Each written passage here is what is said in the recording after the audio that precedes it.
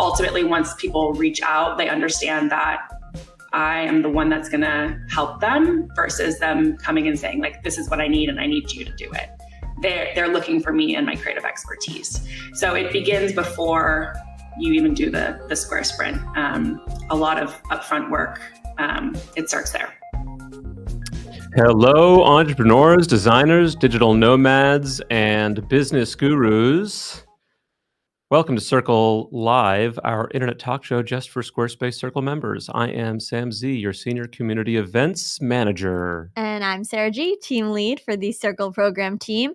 Last month, we had Fiona Humberstone, the brand stylist, joining us to talk about using colors and shapes and design principles to create brands that connect on an emotional level.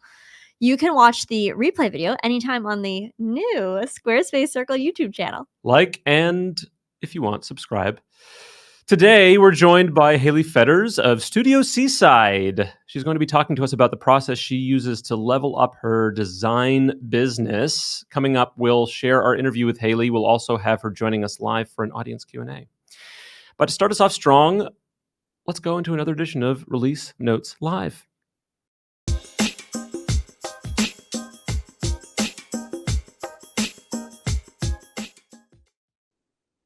Each week, our Release Notes email goes out to Circle members containing information about all the product and community updates you need to run successful Squarespace businesses. And in every episode of Circle Live, we dig deep into one of the items from a recent Release Notes. Today's product deep dive is an exciting update that's been a long time coming. This rollout has been so exciting to be a part of, and we are absolutely thrilled to bring it to you. We'll let our colleague Emily Tenenbaum explain more. Hi Circle, my name is Emily Tenenbaum, Pro User Product Engagement Lead, and I'm here today to walk you through the new Circle dashboard.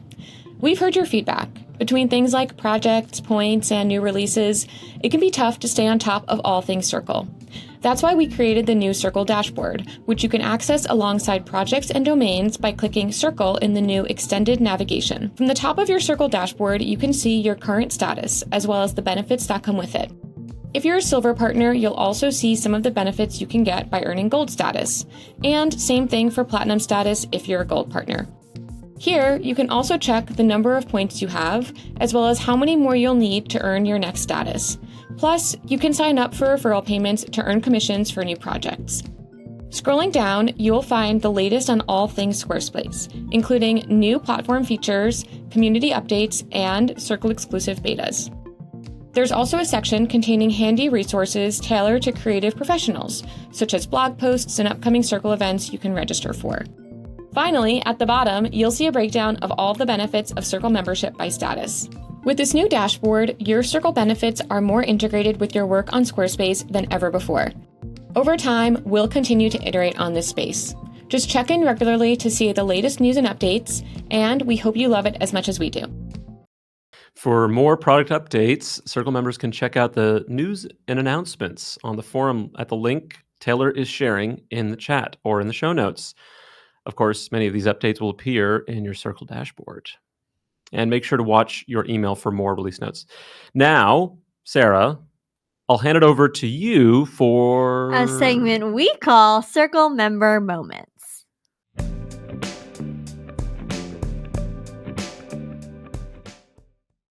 We love hearing about your business wins, and every month we ask Circle Live viewers what their proudest moment was from the last month. Here are some of their favorite responses. Asia R expanded their business to Puerto Rico. Vamos pa'lante! Virginia B was invited to join Circle and has already connected with some other businesses to, quote, help each other with learning and tweaking. Welcome to Circle, Virginia. Marianne L. helped a neighbor with their first website. Good websites make good neighbors. Shubhajit M. helped a local wellness coach launch her first ever website. She booked her first 3 clients within the first week of launching. Shubhajit says, moments like these remind me why I am doing what I do. It makes us love what we do too. Colin M. was able to build and launch a website in a matter of hours rather than months. Colin says, without needing a developer, we were able to save over $20,000 and get exactly what we needed. Well, if you can't always get what you want. Mary V is working on a tutorial showing people how to use Squarespace. Mary says it's not done yet, might be done by the 30th, though. Mary, we love that you are celebrating the process. Mara M landed an ongoing digital marketing program for a new luxury real estate company. Mara, I hope that comes with access to a pool. I just love the way that this one is written. Tony F says, quote, did my first 2-hour support session. She didn't have much of a budget, but after talking with her a little bit, I found out she had already created a Squarespace site, but was stumped and did not want to do it. Enter me. What an entrance, Tony. Natalie R also has a really fun one. She says, I found my first non-friend client. This is only my second paying client, and so it feels like proof that I'm doing a good job and chose the right thing to quit my corporate job. Careful, Natalie. Sometimes non-friend clients can become friend clients. One more, just because I really love it. Josue says they built a website. Also, I purchased a new drone and I love it. We should all be celebrating the recent purchases we're proud of, I think. Sarah, just for fun, what's a recent purchase that you're just so proud of? You need to tell the world. Recurring Circle Live viewers will know that my New Year's resolution this year was to host a party every month. I'm here to report back that has become a very expensive hobby of mine. And every month I find myself spending low hundreds of dollars to execute these themes that I have concocted. Most recently was a Princess Diaries 2 themed sleepover party, which obviously needed sashes, something to decorate the sashes, glasses, tiaras, streamers. There was a lot of party decor needed, not a want, need, but every dollar was worth it. Sam, what about you? So I have a lot of insomnia. The other night when I couldn't sleep, I saw that Jurassic Park Evolution was $11 in the Nintendo store. So I just went for it. And I've proceeded to lose 3 nights of sleep since then. Gotta take care of those dinos. That's fatherhood. It certainly is. Fatherhood finds a way. Normally, we go into an ad break right now, but I want to actually spend this time talking about Circle Day. The annual conference for professional Squarespace designers. Circle Day is coming up on September 17th in New York City and live streaming around the world through September 18th. If you haven't gotten your ticket yet to join us online, now is your chance. It's online, it's free, it's business education. You have no excuse. So I think Taylor's going to share the link in the chat. We just announced programming, which is great. There's so much happening. So, Sarah, since we've both been involved intimately with the programming of Circle Day, I just want to take a minute to talk about what we're most excited to see. You want to go first? Yeah. Some feedback that we got last year is that as much as folks like learning from one another, they also want more opportunities to talk. And so to fellow Circle members. So this year in person, we're hosting breakout conversations, roundtable style chats, where we have 9 Circle members hosting kind of these like intimate conversations about a topic that they're passionate and knowledgeable about. And folks will be able to gather in conversation about it and learn from one another. And we're hosting them twice during the day. So we have so many good topics. We knew only one would feel limiting. So super excited to be offering that multiple times for our in-person attendees. What about you, Sam? I'll mention online attendees will also be getting unique and designed content for online. So you'll feel like you're part of the experience as well. One thing that's special about Circle Day is that it's really a day for all of Circle. We know that there are many, many Circle members around the world who don't want to tune into a conference at 11 p.m. or 4 a.m. their time, as dedicated to Squarespace as they may be. That's why last year we introduced World Loop, a double bill for extra programming timed specifically for Circle members who live in different time zones. Not only does World Loop feature encores of the same content you'll get to see in the live stream, but there's also new location-specific sessions presented by Squarespace designers in Europe, Asia, and the Pacific region. One of my favorite parts of Circle Day is seeing everyone connect in real time in the chat. World Loop gives more chances to chat and meet one another around the world. There will even be one session in French, as I mentioned before, and one in German. On the World Loop stage, you'll see familiar names like Rachel Luna, Florence Picole, and Marina Dahlberg, Sarah Stark, Henry Purchase, just to name a few. We want everyone around the world to experience Circle Day together. So if you live outside the US, we hope you'll join us this year for Circle Day World Loop. There's actually going to be one presentation given in French. It's in English, it's called Design with Buddies. French, I guess that's Design avec Buddies. I don't know. But it's going to be given by Florence Picole and Marina Dahlberg. They are both buddies. They are both going to be speaking in French. I just love that we're able to offer some cool stuff in different languages on Circle Day and in different time zones as well. So that's all very, very cool. It's going to be awesome. It's going to be such a great time. Sign up now, get involved, ask anybody about it. It's the greatest time. If you've never been, attending online is super, super fun, and attending in person, you already know. So let's get to our main interview.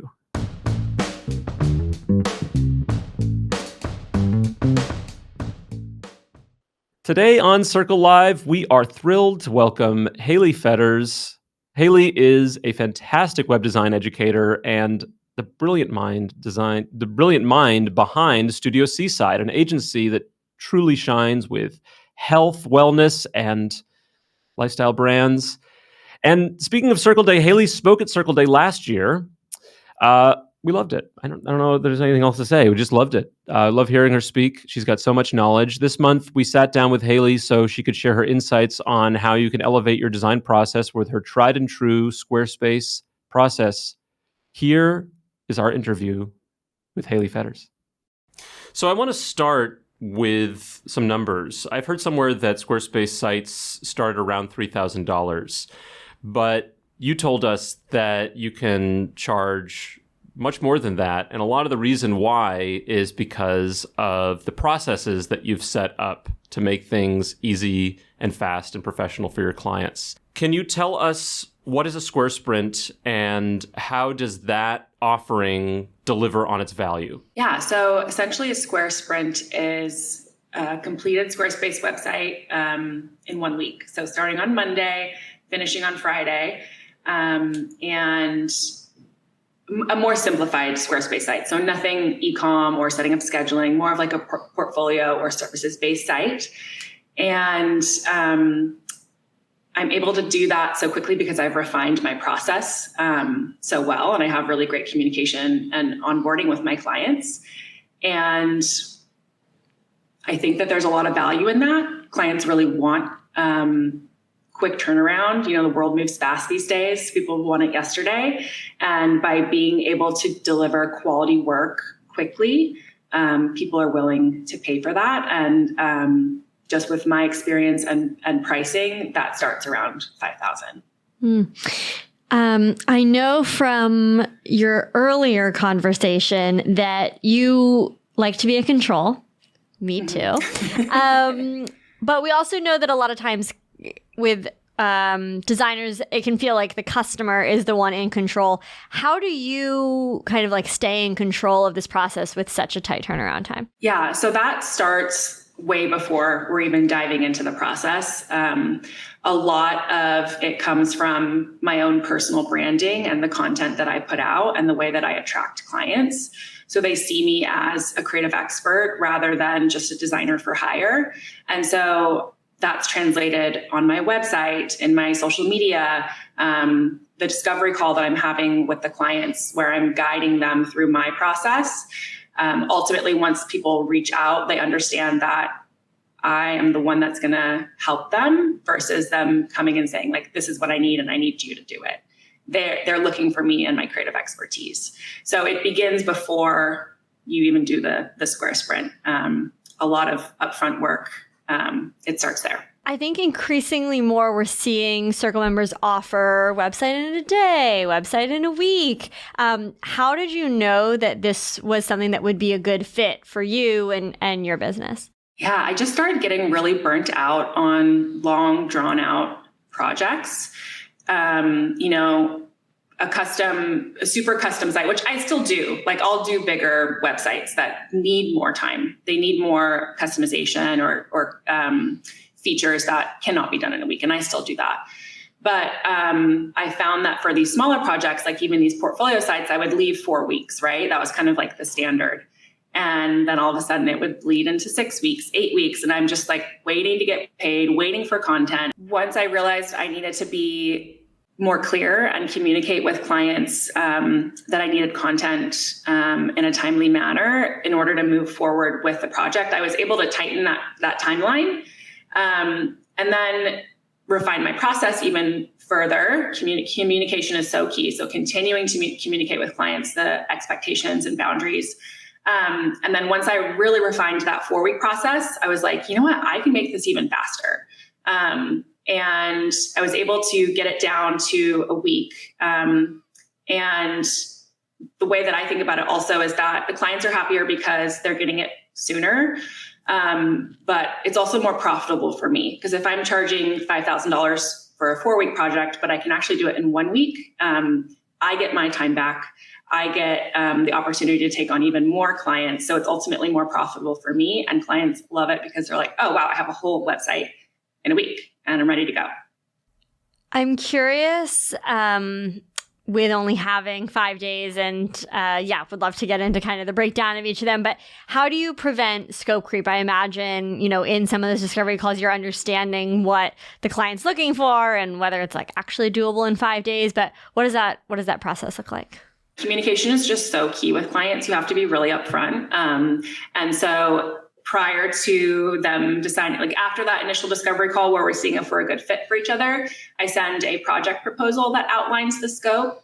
And so that's very specific. And then the contract that they sign also outlines that scope also.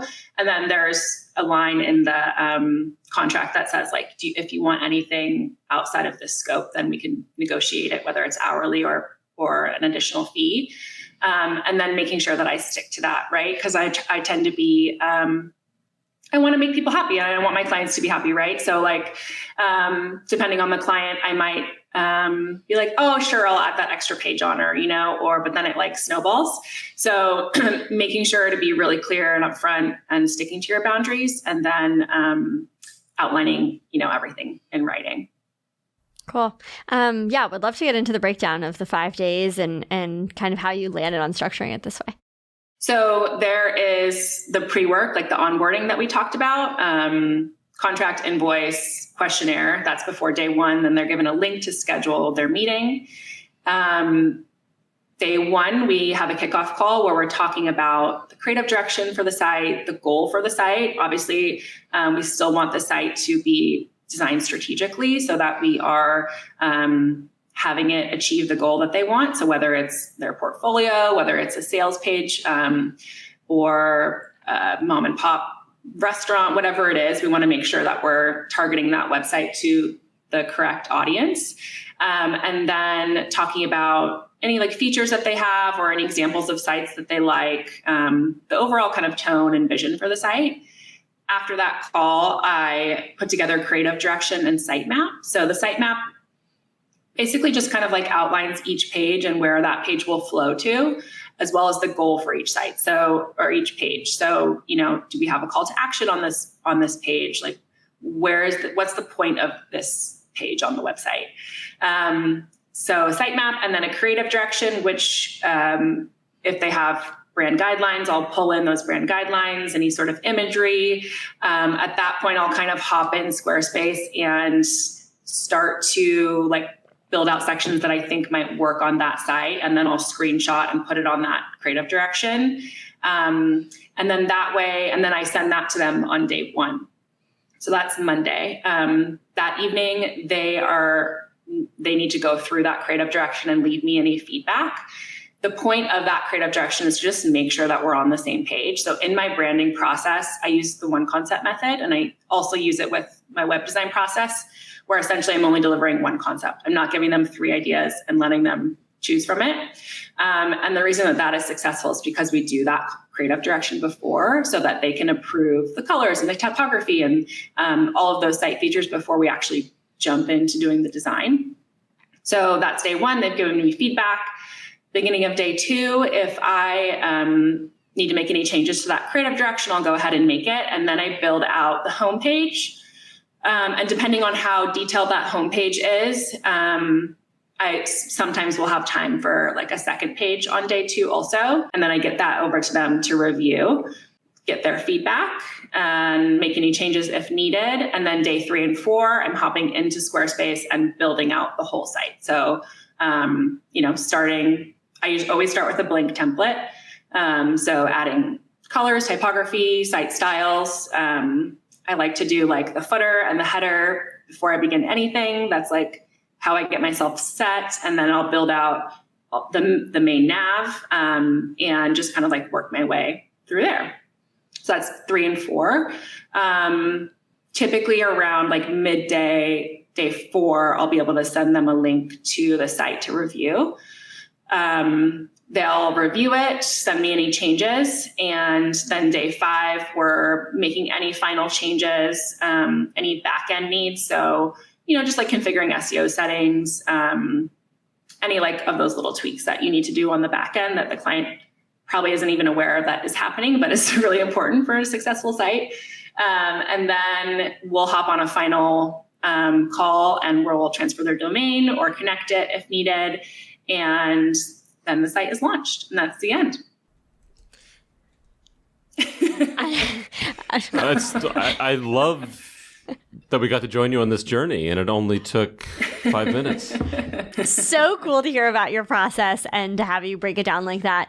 I'm curious if you've taken advantage at all of being able to save sections and now use them across sites to help speed up some of that like initial design work on days like 2 or 3.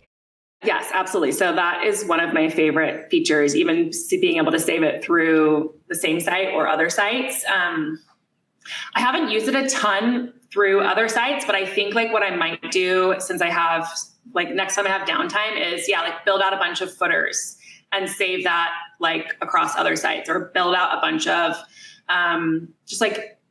different sections that can translate well to other sites. And then once you update it with colors and everything, then it looks unique.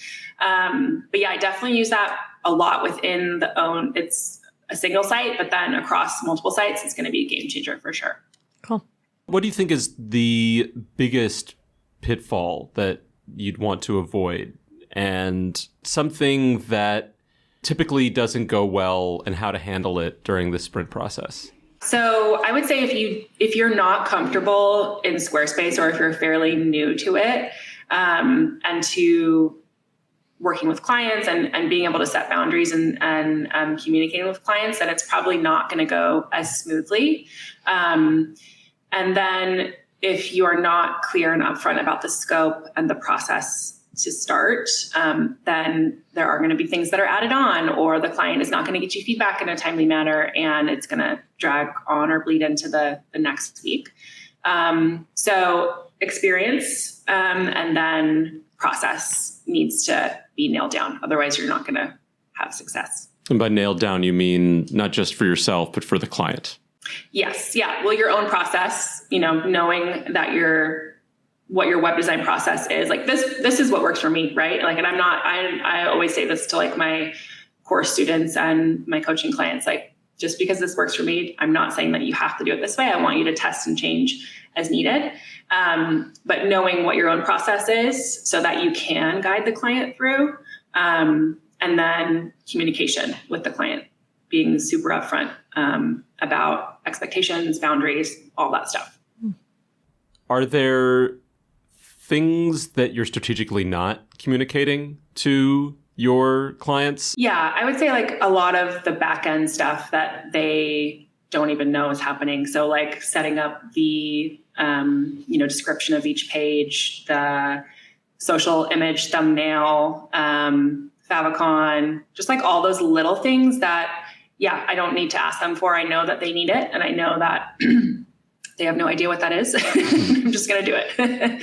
Because ultimately, like, I'm not giving them a website, right? Like, I'm giving them a tool for their business. I'm giving them I'm helping them achieve their goal, like whatever that is, whether it's attracting more clients, whether it's getting people in the door, whether it's selling, a portfolio item. That's what they want. They don't want the website. Like the website is a means to that goal. And so that's what I try to focus on too when building the site and when talking to them initially in that discovery call is like, what's the ultimate goal here? What do you actually want to achieve? You don't actually just need a website. You need like something to help you achieve this goal. Like, what is that? And that's kind of the root of the whole project, right? So they don't need to know all the nitty gritty stuff. I already know that. I'll do it for them. That's why they're coming to me, because I'm the creative expert. That's why they are paying what they are instead of just like hiring somebody off Craigslist, Wow. I've never heard of somebody hiring a website designer off of Craigslist. I'm sure it happens. I guess a long time ago I heard about it, but I thought that no longer happens. If designers wanted to start their own sprint process, what are some of the foundational skills in Squarespace or even soft skills that you think they would need before setting up that first client call? I would say definitely have like a handful of sites under your belt so that you know how it all works, right? And each sections, quickly being able to connect or transfer domains, like understanding like there are some hiccups that can happen, especially if there's a third-party registrar. Squarespace makes it easy now because the domains are in-house and it's like so easy to connect. But if there is a third-party registrar and if there are mails over there, that can be a little bit tricky. So understanding that is helpful. And then like we're designers, right? So understanding composition and colors and typography and being able to convey that brand story is really important also. In that discovery call, what are the signs that a client is going to be more appropriate for a premium experience as opposed to the 1 week design? Yeah, so a couple things. Initially, it could be scope-based too. So if they need any sort of e-com scheduling setup, any sort of third-party integrations, any extensive page build out. So like if they have a huge blog that they want to add, or if they're migrating content over from another platform, if they have courses that they're wanting set up, content uploaded, scope alone, that's not what we're going to do for a sprint. Like that's going to be a longer process. And then it would come to like design or features. So if they, want any super customized sections, or like showing me an example of a site that maybe is not on Squarespace, but they're like, I want to make this happen. And I have to custom code or use third-party plugins to like make that happen for them. That would be something beyond a sprint scope. I'm curious, you seem to have such a lock on the Square sprints model. What are your other revenue streams today, and what's exciting you that maybe you'd want to explore in the future? Yeah, so I have a few different revenue streams in my ecosystem. I have my Studio Seaside, which is client-based only. So that's branding and web design. And then on my personal brand side with Hayley Fetters, I do one-on-one coaching with designers. And then I have 2 kind of signature courses where I have Square Sprints. And then Brand Process Savvy, where I'm teaching them my branding process, which is also very methodical, if you couldn't guess that. And then I think moving forward, I'd love to do more like in-person speaking engagements or conferences. I'm super excited to come to Circle Day this year. Can I say that? You sure can. We're excited to have you. You can be excited about Circle Day. I've never stopped anyone from being excited about Circle Day. I'm like pretty stoked right now with where I'm at. So, and I think that's okay to not have like huge ambitions beyond like what's already happening. Because I feel like I've made what I've always wanted to happen. And now I have more time back too, where I'm on like a couple nonprofit boards here in town. My kids are growing and I get to be like at their sports games and all of that stuff. And I'm at a point where I'm like, I'm good, right? And I'm sure down the road I'll have higher aspirations. But at this point, I'm like, dang, I made it. I made it to where I wanted to be, and I'm here. And it's okay to just like sit in that for a little bit. I just want to ask the question that I think that a beginning designer might ask you. What got you on the right path to getting to the place where you are today? I've been doing this for like over 10 years. And I struggled a lot in the beginning. I started my business when my kids were little, and a lot of late night working or working during nap time. And that was really hard. And that felt like I wasn't getting anywhere. And, you're constantly comparing yourself to people that seem like they've made it overnight. And then also realizing that I struggled a lot with how much to charge and talking about pricing and feeling confident in my pricing. And so working with a coach to help me figure out like what I should be charging, how to have those conversations with clients. And then really working on my personal brand. So figuring out my personal brand being like Studio Seaside at that point, figuring out like the clients who I wanted to work with and attract and really narrow that in. And once those, like the pricing and the branding aligned, the way that I talked about my own business felt more clear, and I was able to market myself easier. And so my voice became more clear online in my marketing that I was sending, and then clients started to come in. So I would say like the breaking point was feeling like I'm working nonstop and like I have no money. And then like I don't have enough time to be with my kids, right? Because I'm like working all the time. And at that point I like knew something had to change. And something I always tell like new designers is like, it's okay to go slow. Especially people who are parents, you feel like there's just never enough time to be able to get your goals achieved. But if you just do a little bit every day, like eventually you'll get there, and it's okay to have that road be longer because you will get there. I had so many people asking me like, how do you do this? Like, how do people agree to this? Like, what do you have templates for this? And I was like, well, I can't answer all of these questions individually. I might as well just like put it in a course and so that I can teach it to other people. So that kind of happened organically, but I found that I really enjoy it. I love connecting with other designers, and especially in the online world, like it can feel so isolating. And I think it's so important to have a community of people who are going through the same thing that you are and learning from each other. Like I'll never gatekeep information. Like I just think that it's so important for us to teach each other. And so, yeah, of course wasn't ever the goal, but that's kind of where it ended up. And I'm grateful for the community that it's brought me. Hayley, thank you for talking to us and being so efficient with your answers. I'm glad it didn't take a week because we don't have the time for that. And you don't have the time for that. But No. If I do need a website in a week, I know where to go.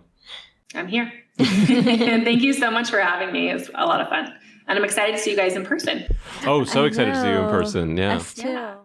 I just trust everything she says. 100%. She's obviously an expert. Expert. And we have, to join the conversation, a special guest with us here live. Hi. Hi, Hayley. Hi, guys. How are you? So great, and so inspired by your interview just now. As you can see, there's many others in the chat who are also inspired. Viewers, keep those questions coming for Hayley. Sarah, let's get right into them. What are some of the questions that we're seeing in the chat? Yeah, we have a ton of questions for you, Hayley. So Great. some of them we may have touched on a little bit, so we can hopefully get to as many as possible. So first question from Lynn, who is curious what specifically you ask of clients before kind of onboarding them to the process. Yeah. So I always make sure to have a discovery call. So before they've even signed on, it's just kind of like a gut check for both of us to make sure we're a good fit. And if a sprint or custom project is a good fit for them. And if they decide to move forward from there, then I'm sending them like a whole full-on questionnaire about their brand, about their ideal clients, it's almost too much to even list here. I'm sending them a lot of questions because, again, like communication is key, and I need to get all that information from them before we start any of the design process. So, like, for example, it's like I said, branding stuff, but then it's also the more technical stuff, like what is your login for your site, or like where's your domain hosted, all that kind of stuff too. And then again, we're going to go over all that in a call. So they answer the questionnaire, and then we go over it together in a one-on-one call on that first day. So I hope it's like not as specific as maybe she wanted, but it's a lot of questions.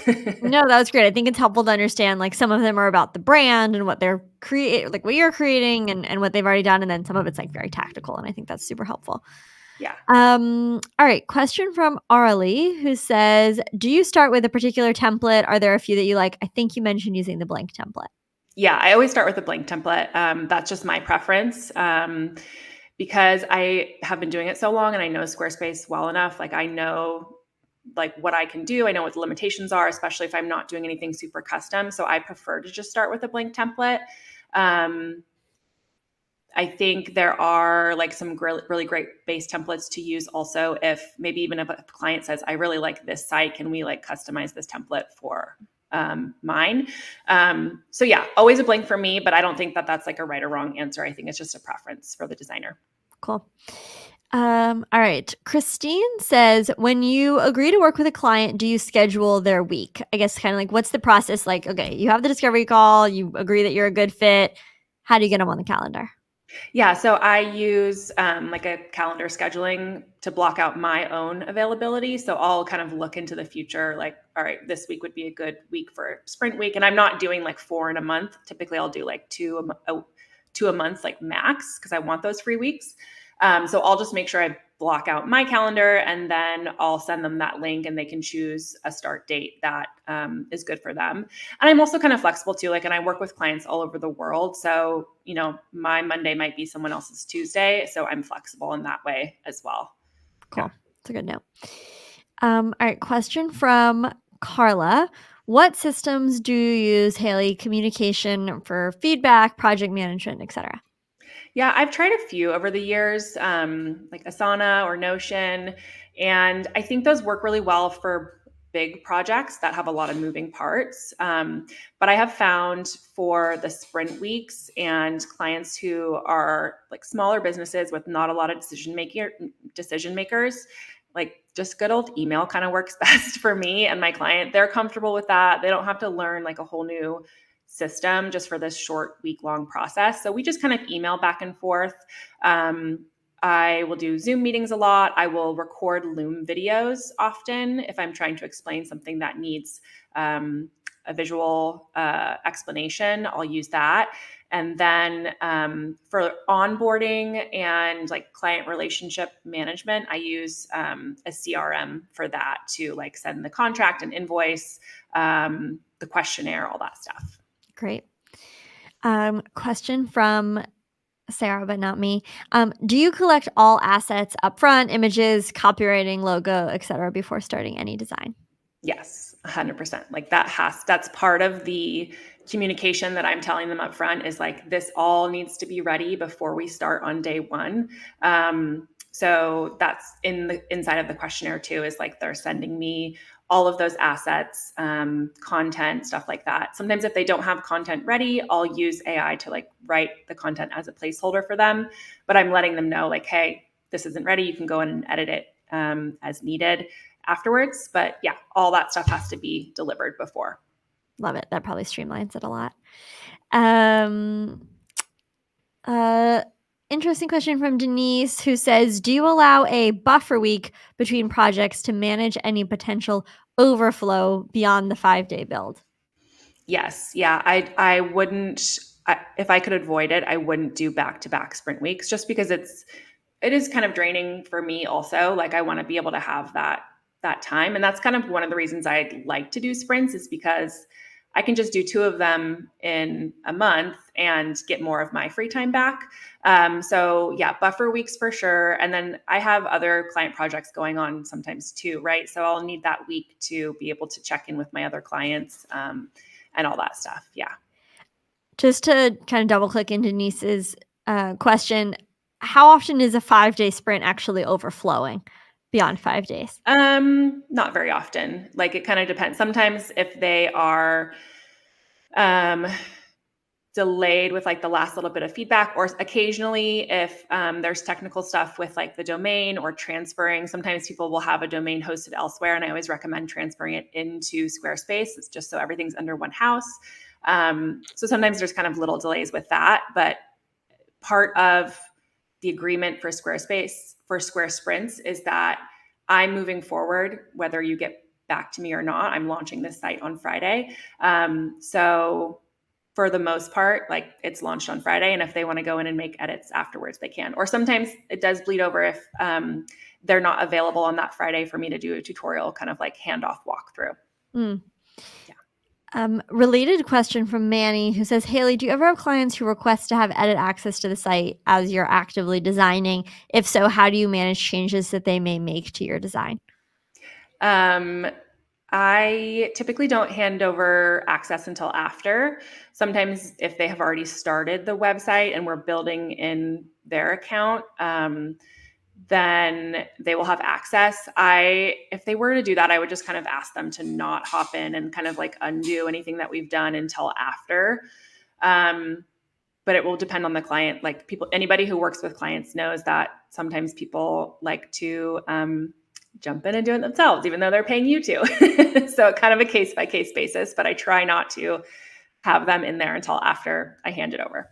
Yeah. And something that we hear on our side sometimes is folks handing over a site before they've been paid. And our recommendation is to not do that so that you don't need to fight over ownership of the site with your client. Ensure that they've paid their final invoice, and then you can hand over the reins. You can always give them billing access if you need them to literally pay for the site. But we recommend not handing it over until they've paid for it. Yes, I agree. All right. Hannah says, how do you manage who to outsource help to? It's hard to let go of control and trust other people. Yeah, I found that when I was first looking for outside help. And I think if you haven't guessed already, I'm such a process nerd. I think that if you have all of your processes in place and streamlined, then it makes it really easy for you to hand that off to someone else. So whether it's creating a page in Squarespace, or if on the branding side, if you're having someone do the brand guidelines, just like knowing what that process is. So it's really easy to hand off to them. And then once you do find someone that you enjoy working with, like doing your best to kind of keep them happy and make sure that they're wanting to continue to work with them, so you're not having to train someone new every time. Love that. That's smart. We have a question from Virginia. We have a lot of questions to get through, so I'm just going to answer this one because I know the answer to this one really quickly from Virginia, who says, do we have a test area where we can test design ideas, how they look, and be able to optionally adopt the block? I guess I can say what we recommend, and then maybe Hayley, if you have a different way that you do it. But typically folks will kind of like orient the site and get it set up first with like look, feel, colors, fonts before they start building is typically what we see. So I know some folks will make a page on a website which has like all of the headings, all of the paragraph text, buttons, that kind of thing. And then they'll, adjust the colors in the site styles panel and then see how they're reflected before they go start designing. Hayley, is that how you do it, or do you do it somehow else?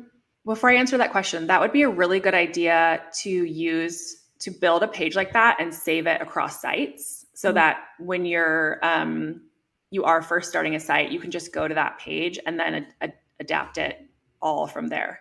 Because I don't do that. And that actually, I think I might start doing that. That would make it really easy. And yeah, kind of what I do is I always start with that blank template. So I'll just go in and adjust from there. But I think I'm going to start doing that. Yeah. Okay, I'm really glad that I could help today. I think we have time for 2 more questions. Oh my gosh, we have like 50 more questions. It's okay, because Also, if you don't get your questions answered, we're going to have a little online after party. We'll send out the link for that, but you can join the after party and ask your question as well. Yeah, and if I didn't get to anyone's question, like you can hunt down my email and shoot me an email or DM me on Instagram. I'm here to answer. That's any very generous. Yeah. I liked this question from Amani, which says, how do you handle clients who agree to the direction for the brand and the website, and then after you design it, they don't end up liking it? Yeah, so this comes down to, again, clear communication. So with that creative direction, you want to be really intentional about that creative direction. So you're including colors, tone, stock images, site features that you might be putting in the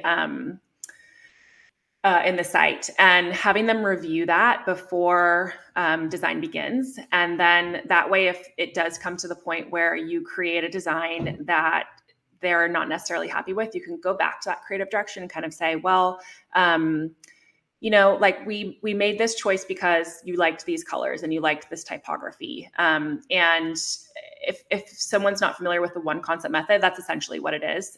You can look up the one concept method, and it's really all about front loading the strategy and design ideas, so that when it comes to presenting that concept, oftentimes like there are no surprises and they're happy with it. That being said, changes or design ideas maybe don't always translate, and sometimes people want to see changes. And if it's within the scope, which I offer 3 rounds of revisions, I'm happy to make that.